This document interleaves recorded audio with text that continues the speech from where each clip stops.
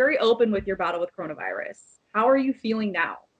I'm doing so much better. I've made a full recovery, and I'm very fortunate, very blessed that my situation was all manageable from home, and I had a great doctor, an amazing family to look after me. So yeah, I'm doing much better.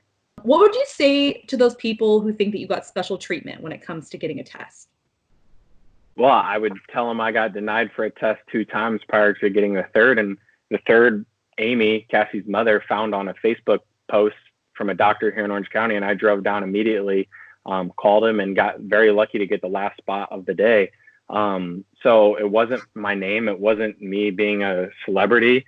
It was me just getting lucky and fighting for my health. And I know it's a scary time right now, unfortunately. I wish at the time there's tests for everybody. Even right now, we're still running short. But everybody's sort of scared. Everybody's in the same boat. We're fighting for our health. And I'm glad that you were able to get the test. And I saw that you have tested, you have the antibodies, and that you want to help, like, for research and everything. What's the latest update on that?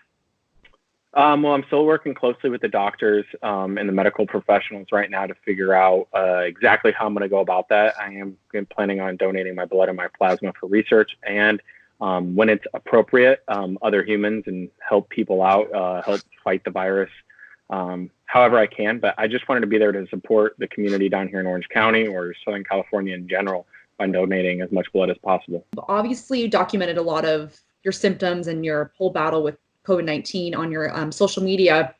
And in one of the posts, you said that you were prescribed hydroxychloroquine and a Z-Pak. But then I noticed that you had deleted that. Was there a reason why you had removed that part? Yeah, I had received a lot of backlash for posting those medications, and I wanted to avoid confusion just because I'm not a medical professional, but at the same time, I was trying to be very open and very transparent about it.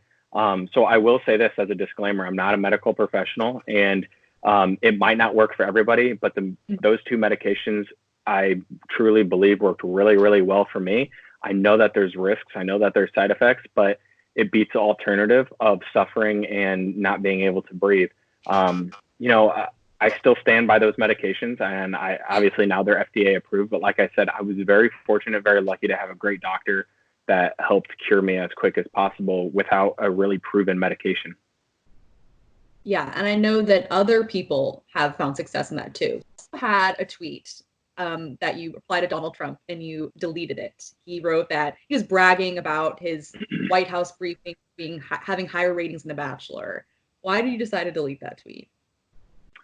Just because there was so much going on at the time, as far as me already having headlines and stuff, and I didn't want to deal with that right now. I mean, here's what I'll say: I haven't really been open politically, but right now we need leadership more than anything, and a good leader needs good followers. And sometimes it's hard or frustrating to follow, somebody who might not be doing everything you're asking for, but at the same time, it's our role as a nation to just be good followers, to try to support and be there for one another as human beings and show a little bit of compassion. But to answer your question, I mean, I didn't think it was appropriate at the time for him to be tweeting that, given that, there's people literally fighting for their lives right now. It just seemed, like I said, very self-serving. But at the same time, we really just need to be there to support one another and play our role as a good follower. I really believe our leadership's only going to be as good as the followers are, and that's by asking questions, continuing to demand answers, and holding people accountable on all ends.